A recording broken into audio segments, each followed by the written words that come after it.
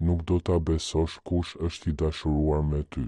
Emri i saj fillon me një shkronjë të caktuar. Para se të vazhdosh leximin, ndalu për një çast. Merr frymë ngadalë dhe lëre frymën të dalë butësisht. Lëri zhurmat e ditës të tërhiqen në sfond, sepse ky mesazh nuk është për tu lexuar me nxitim. Ai ka ardhur tek ty pikërisht në këtë moment dhe për një arsye të veçantë.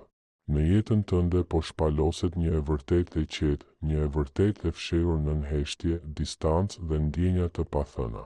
Dikush është i dashuruar me ty jo sipërfaqësisht, jo përkohësisht, jo ashtu si njerëzit ndonjëherë bëjnë sikur. Është një dashuri e thellë, e mbajtur brenda, e mbrojtur emocionalisht, një dashuri që e ndryshon njeriu nga brenda. Dhe gjëja e çuditshme është, ti tashmë e ndjen. Pse të tërhoqi ky mesazh? Mendo për momentin kur pe titullin. Diçka të tërhoqi, nuk klikuar rastësisht, nuk qëndrove nga mërzia. Në gjoksin tënd kishte një njohje të qetë, një ndjenjë se ky mesazh mund të shpjegonte diçka për të cilën deri tani të kanë munguar fjalët. Kohët e fundit emocionet e tua mund të jenë ndjerë më të rënda, pa ndonjë arsye të dukshme.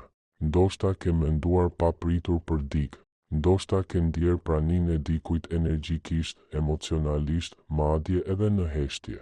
Kjo është sepse zemra e një personi të caktuar kthehet vazhdimisht tek ti, dhe zemrat nuk gënjejnë. Ky person mendon për ty shumë më shpesh se sa mendon ti. Mendimet e tij për ty nuk janë të lehta apo të çastit. Ai mendon për ty kur zgjohet, edhe nëse nuk e pranon. Mendon për ty vonë natën, kur zhduken shpërqendrimet dhe sinqeriteti del në sipërfaqe. Ai ripërjeton biseda të vjetra, momente, shikime, fjalë që ti ndoshta nuk i kujton më. Ti ke lënë një gjurmë tek ai. Jo sepse u përpoqe, jo sepse kërkove vëmendje, por thjesht sepse ishe vetvetja. Ai admiron thellësinë tënde emocionale, edhe atëherë kur e fsheh. Ai respekton forcën tënde, veçanërisht atë forcë që ka lindur nga dhimbja. Është i tërhequr nga shpirti yt, jo vetëm nga prania jote. Dhe ajo që e huton më shumë është se sa natyrale i duket e gjitha kjo. Kjo ndjenjë nuk është e re për të. Ja diçka e rëndësishme që duhet të kuptosh. Kjo dashuri nuk ka filluar së fundmi. Ka filluar qetë, ngadalë, pothuajse në mënyrë të padukshme. Në fillim ai e mohoi. I tha vetes se ishte kureshtje, pastaj admirim, pastaj kujdes. Por një ditë pa paralajmërim ai kuptoi se diçka kishte ndryshuar. Lumturia jote filloi të kishte rëndësi për të. Trishtimi yt e preku. Mungesa jote u ndje më fort se prania e të tjerëve. Në atë moment erdhi frika, sepse të doj do të thotë të jetë i prekshëm dhe pikërisht me këtë ai ka vështirësi. Pse nuk ta ka thënë? Ky person është emocionalisht i kujdesshëm. Ai është lënduar dikur aq thellë sa kjo ka ndryshuar mënyrën e tij të dashurisë. Ai ka mësuar të mbrojë zemrën e vet me heshtje, duke vëzhguar në vend që të veprojë, duke mbajtur ndjenjat brenda në vend që të rrezikojë refuzimin. Ti nuk je i vështirë për të, ti je i rëndësishëm. Ai ka frikë se diçka mund të ndryshojë nëse flet. Ka frikë se mund të humbas nëse hapet. Ka frikë se ti nuk ndjen të njëjtën gjë dhe se kjo do ta thërmonte. Prandaj ai hesht. Ai e tregon afeksionin e tij në mënyrë indirekte, të vëzhgon nga larg, të mbështet në heshtje, të do në fshehtësi, dhe ti e ke ndjer energjinë e tij. Edhe nëse nuk e ke identifikuar ende me vetdije, shpirti yt e njeh.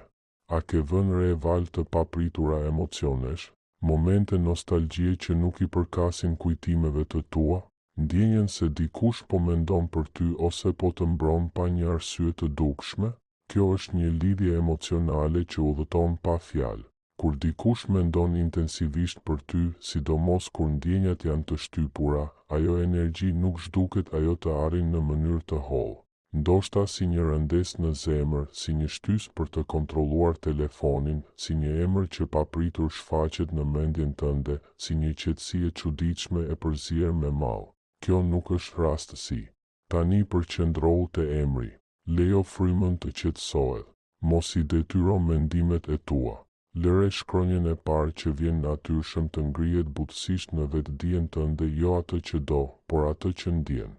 Për shumë njerëz emri fillon me së i qetë, por intensiv, më i heshtur, mbrojtës, mendimtar, i rezervuar, i përçar brenda, por i sinqert, kë i fort nga jashtë, i butë brenda. Kur lexove shkronjën e duhur, ndjeve diçka edhe nëse ishte një lëvizje e vogël. Ky reagim do të thotë diçka. Ky person e di që ti je i veçantë. Ai nuk të pëlqen thjesht, ai të respekton. Ai sheh sa e rrallë është inteligjenca jote emocionale. Ai vëren se si ti jep pa pasur nevojë për mirënjohje. Ai admiron rrugën tënde të brendshme, aftësinë tënde për të vazhduar përpara edhe kur jeta të ka provuar. Ti e frymëzon. Ti e bën të dëshiroj të jetë njeri më i mirë, edhe nëse nuk e tholl. Dhe pikërisht për këtë arsye kjo dashuri e frikson, sepse dashuria që frymëzon rritje është e fuqishme, dhe fuqia kërkon guxim. Heshtja e tij nuk është indiferencë. Të lutem, kupto qartë, heshtja e tij nuk është mungesë ndjenje, është tepric ndjenje. Ai i mban fjalët brenda sepse ato që thuhen nuk mund të tërhiqen. Ai pret sepse dëshiron të afrohet në mënyrën e duhur, jo me impuls, jo me egoizëm, jo me pakujdesi. Ai nuk dëshiron të jetë thjesht dikush në jetën tënde. Ai dëshiron të ketë rëndësi. Çfarë do të ndryshoj? Kjo lidhje po i afrohet një pikë kthese. Diçka do të thyej heshtjen. Një mesazh, një bisedë, një takim i papritur, një rrëfim i qetë, i papërsosur, por i sinqert. Ai nuk do të vijë drejt teje në mënyrë dramatike, as me vetbesim të tepruar, por në mënyrë autentike. Dhe kur të ndodh, ti do ta njohësh të vërtetën menjëherë. Ti je i dashur më shumë se sa beson.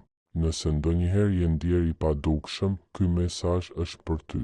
Nëse ke dyshuar ndonjëherë në vlerën tënde, ky mesazh është për ty. Nëse je pyetur ndonjëherë nëse dikush do të zgjidhte dikush, tashmë e ka bërë.